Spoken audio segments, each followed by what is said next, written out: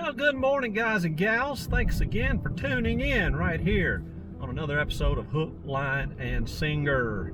I am your host and resident singing fisherman, Bob Sellers. We are headed down south of my birth town, Aliceville, Alabama, to a landing called Vienna, and we're going to be fishing for bass today on the beautiful Tin Tom waterway. It's fall. It's a beautiful, crisp, clear morning, and the bite is supposed to be getting better. It's supposed to be that time of year. It's been real tough for the past really several months around these parts with the heat and humidity and rains, and but today we got pretty skies, and we're going to try our best to find some fall bass. All right, stick around and let's see what happens.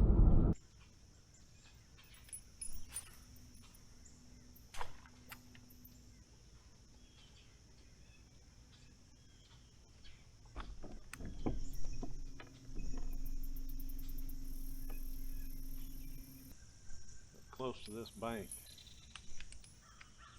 I mean, really shallow. Let's go find us some more water.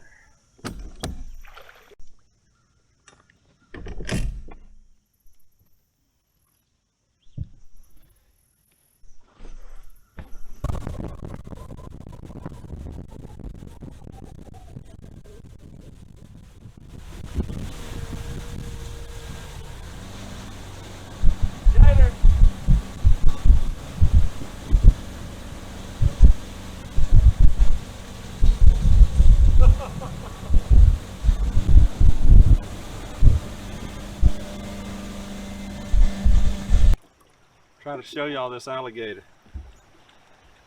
I thought I saw one, and I kind of turned around, and he came up and thrashed right beside the boat. I'd love to see him again and show him to you guys.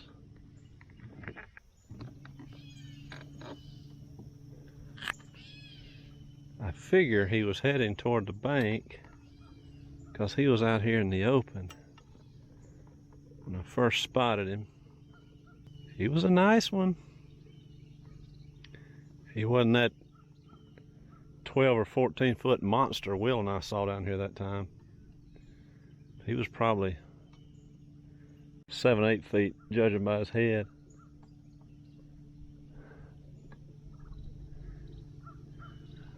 Tell you what, there's enough of them down here that I really thought about it a little bit earlier when I was washing my flip-flops off, washing the mud off my flip-flops over the side of the boat.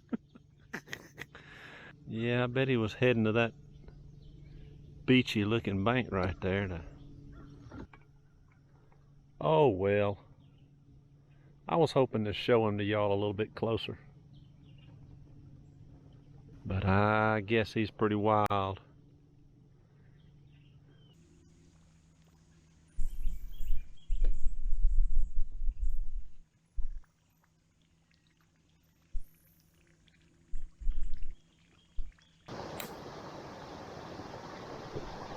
Oh, something knocked the snot out of it. Ooh, there's a snake. Let me catch him.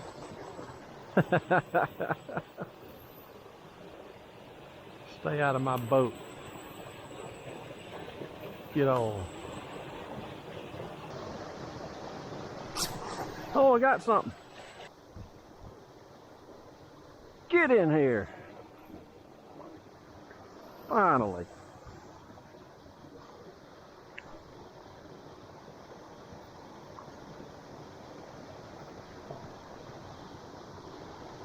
Boy, did I ever hook him. Wish I could hook big ones like that. Look at that. Big old 5/0 hook. Got it. Pretty little bass. Guess that's what's been hitting me over there. See ya.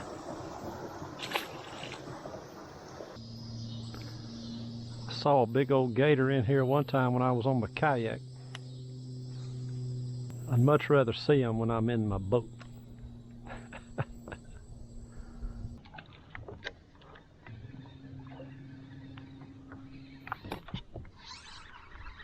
There's a fish. Boy, it's a whopper. But hey, counts.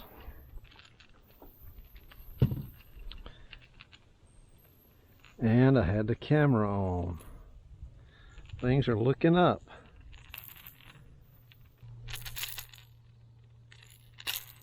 Ring, ring, ring. Ring.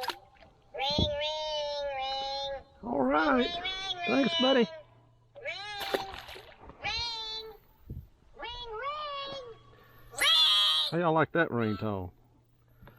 Hello? Let's try for another one. Caught more on this little square-billed crankbait today than anything else. They've been kind of small, but at least there's some action. Small is better than nothing in my book any day. I'm using coarse braid. This is probably either 30-pound or 50-pound braid for my main line, but then I've got that narrowed down to this is High Seas fluorocarbon coated line, and I believe that's just 8 pound. So I've got my drag loosened up pretty good on this reel, and got to remember not to horse these fish too much, but the smaller line and this fluorocarbon coated mono does have a little bit of stretch, so it's not like fluorocarbon that doesn't stretch at all. It's got a little stretch, and that light line allows a crankbait to get down a lot quicker and a lot deeper, and with a lot more stealth, because that line is just so small and hard to see. Well, it has turned into a hot day. We've got cool nights right now. It's early fall, late September here in central Alabama. And I'm just casting this crankbait out kind of toward the bank, and reeling and trying to make some contact with the bottom every now and then. When I do, I just stop it. It's a floating bait, so when you stop it like that, it'll float back up and you can carry on. But ideally, you want your crankbait to have some contact with the bottom. Stir things up, create a little noise and mud and that sort of thing. Get an old bass's attention. Sometimes if it's not running low as you'd like, see, I just lowered my rod tip, and then I started making contact with the bottom. You think you would get hung up more than you do, but you really don't get hung up that much. It's the bill of the crankbait more than the hooks that's making the contact. Those hooks kind of are drifting along behind that bill, and you will get hung occasionally. I've always heard if you're not hanging, you're not fishing. So, and with a crankbait, you've got all those treble hooks exposed. You don't need a gigantic hook set like if you were fishing a Texas rigged worm or something. A lot of times a fish on there will feel like you're making contact with the bottom or something, and you don't really know until you maybe tug on it a little bit. And that's really usually all it takes to set those hooks is a good tug, not a jerk you out of the boat type of hook set like y'all see me do so much. and especially with this lighter line. One more thing about lighter line that I've found, FG knot is my favorite connector knot between my main line and my leader, but it just does not work well when you have a heavy braid like 30 or 50 pound and you're trying to tie to a light mono or copolymer or fluorocarbon. That smaller diameter mono just does not do very well with an FG knot. It'll slip. It's bad to slip. So I use a double uni knot for my connection when I'm using a small leader, small diameter monofilament or copolymer or fluorocarbon leader line. Holds a lot better than the FG, and because that line is small, it doesn't create that big of a double uni knot anyway. That's the beauty of the FG knot, is because the main line or braid just kind of weaves around the leader line, and so that creates a really small diameter knot that passes through your eyes really well. Well, you get the same result when you tie a double uni and you're using really small line.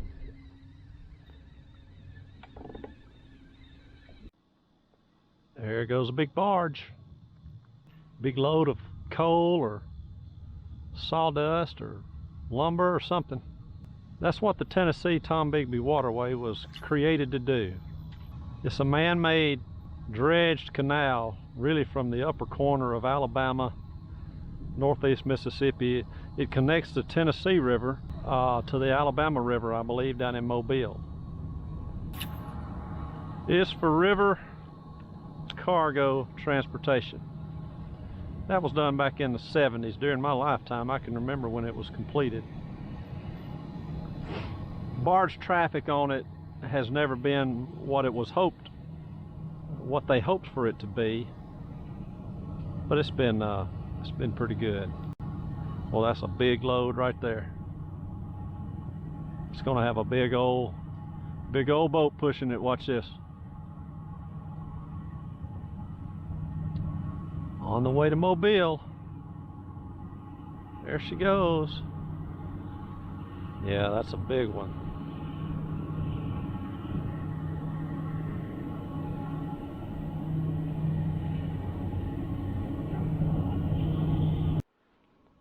Gonna try this mimic lure right here. Jimmy Houston promoted those a while back, and it's almost like a little lipless crankbait, but you can put all kind of different inserts. See the insert? Just come in and out of it, just like that. Well, that's a pretty neat deal. Tie this on with a uni knot. Light line, I'm gonna go about 10 loops. 2, 3, 9, and 10. Just snug it up. Remember, when you're doing light line, you can't yank on it like it's 50-pound braid or even 20-pound mono. You'll break it. Oh, let's see what this thing does. Got a big old wobble. If y'all can see that or not. I said lipless crankbait. It's not a lipless crankbait. I think they do make a lipless version. This is just a classic crankbait. We've had some cloud cover move in since I started this morning. A little wind seems to have picked up the bite just a little bit. They just still aren't doing a whole lot today. I don't know why. But I'm not complaining because I'm out here. I've got good health. I got clothes. I got food. I'm in my right frame of mind. I got a beautiful family that loves me. I'm saved and on my way to heaven. Folks, that makes for one blessed man. Lord, forgive me for ever complaining about anything.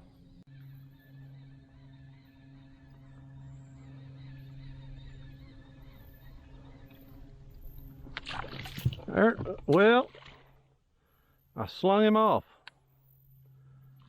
Hope y'all got a look at him. Had my first strike on the old mimic lure. Little baby bass.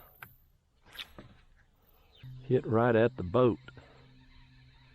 It is just hard to catch a fish when they hit right at the boat. We're not supposed to get any rain all week. I tell you what, the later it gets, the thicker these clouds are becoming. Folks, I'm gonna try to have a little fly rod fun. I saw some bluegill earlier. Gonna try this. Oh, missed it.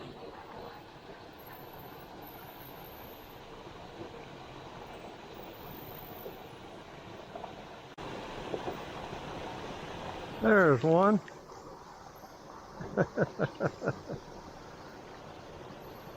That's what's feeding in there.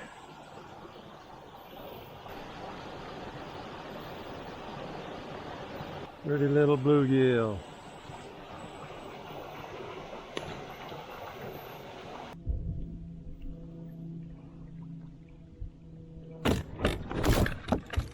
Some miney. Oh, folks, you almost saw me go in.